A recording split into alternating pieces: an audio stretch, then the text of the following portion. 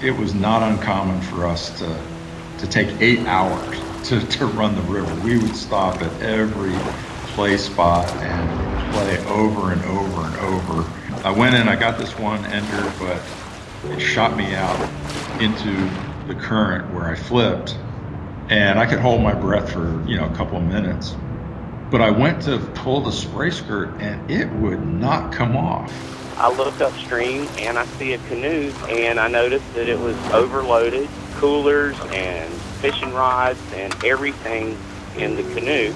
Two gentlemen with no life jackets on heading towards a rock that normally flips people. Well, immediately they flipped. He instantly disappeared and went to the bottom of the river. Pretty experienced kayakers, so we were in the water ahead of time, just out there, paddling around, warming up. When we looked over to New Jersey, we saw this big dark cloud. What actually was heading our way was a supercell. It came so fast.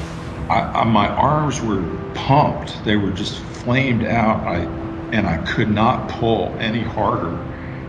And I had this momentary thought where my lungs are going to burst and I'm going to take a breath of water. I was in shock. I was seeing the heads down foot entrapment, and it was the scariest thing I've ever seen, because in that moment I knew that this gentleman's probably going to die. The waves were going every which way. The wind was pushing the waves one way, the current was pushing them another, and then all of this was coming at my husband, who was really, really scared that he wasn't going to be able to stay up, and he did end up capsizing. Then he started to realize that the kayak was going under the boathouse, and as soon as he got over to the dock, one of the guys grabbed him by the PFD and pulled him out of the water. But someone else was holding onto that guy so that that guy didn't fall in. I mean, it was really that powerful. If he had not had his PFD on, I don't know that he would have survived. I've never seen anybody look at me like that, and it was very, very, very traumatic. For me, what I took away from this experience is to always check and make sure my grab loop is outside the boat and accessible.